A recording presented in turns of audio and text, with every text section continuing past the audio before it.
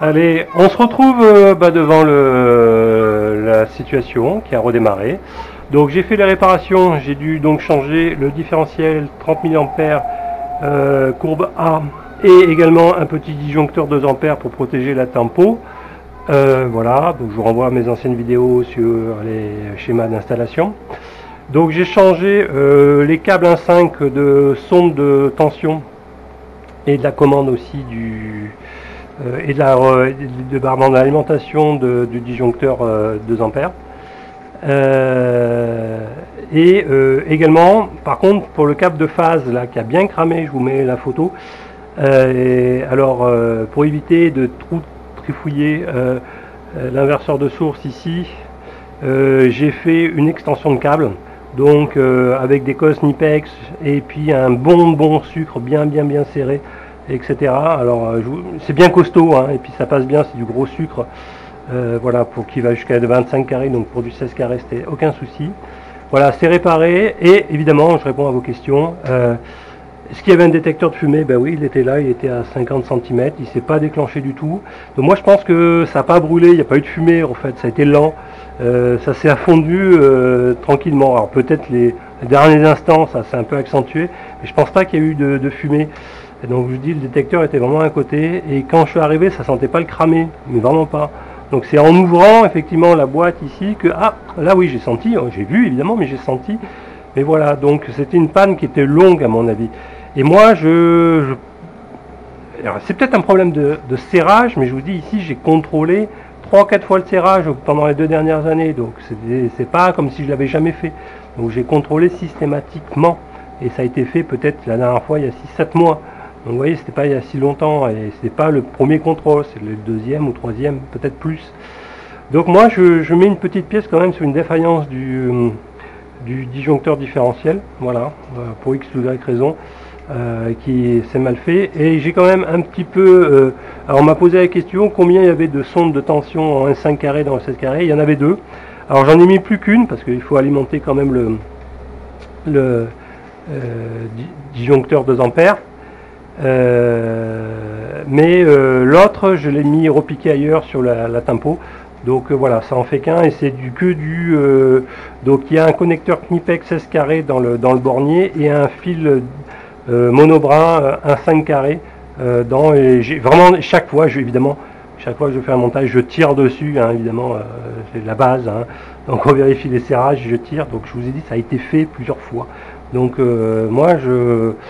voilà, donc c'est une panne vraiment bizarre. Bon, peut-être la faute, t'as pas de chance, mais dans mon malheur, comme vous avez vu, j'ai eu des chances, même si je pense pas qu'il y avait un début d'incendie, honnêtement. Alors, je vous ai dit que tout ça, de toute façon, cette réparation, c'est pas une réparation de fortune, c'est bien fait quand même. De toute façon, dans 3 mois, peut-être, le temps que je finisse le local, etc., tout va être déplacé. Donc je vais récupérer la gain de place. Et je vais tout mettre, tous ces tableaux un peu séparés, dans 2 grands tableaux.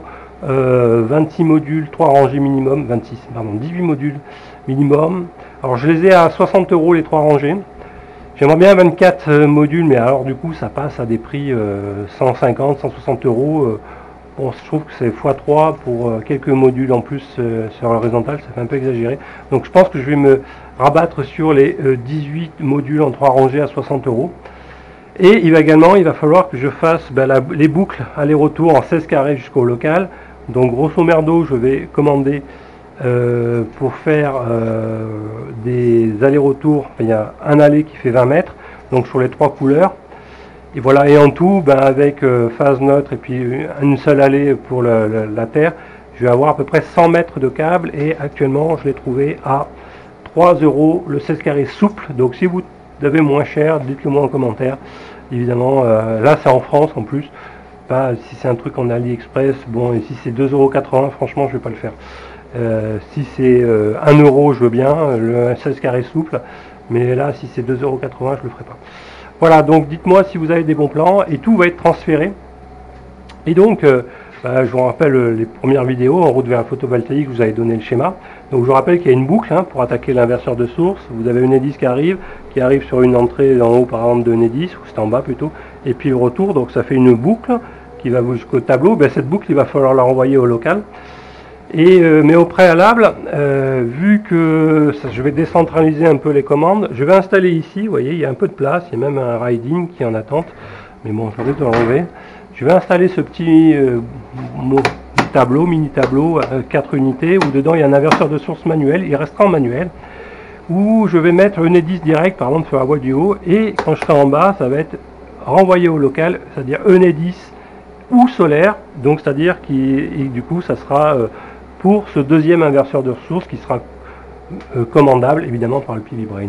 Voilà, donc quel est l'intérêt? Ça veut dire que il pleut, que sais-je encore, dans la maison, pas envie de se déplacer, je ping, on revient en Enedis, on n'a pas besoin d'aller dans le local. Et si par exemple la maison est en vente, je sais pas, j'ai envie de partir d'ici, et bien le nouveau propriétaire, je lui laisserai en haut s'il veut pas de solaire, et puis il ne sera même pas qu'il y aura eu une installation solaire dans le truc.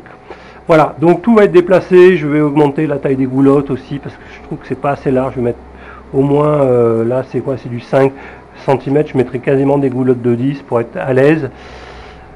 Voilà, plein de petites choses, évidemment des disjoncteurs, je sais que David d'Énergie d'ici, il veut, pour les sectionneurs batterie, c'est que des bipolaires. Alors si je trouve des choses à prix raisonnable, je basculerai, mais bon, on en reparlera d'ici là. Mais je referai tout. Et je suis quand même content que l'expert, vous voyez, j'ai tapé dessus, en fait il n'a rien eu, il s'est même mis en protection, bravo à lui, donc il y a un système de protection, voilà. Quand vous avez un courju, vous avez un rongeur qui vous mange votre phase, en théorie il se protège, donc c'est bon à savoir. Voilà, et donc c'est une bonne nouvelle, je crois que j'ai assez bavardé, et voilà, merci pour vos conseils, votre soutien, et je vous dis à très bientôt.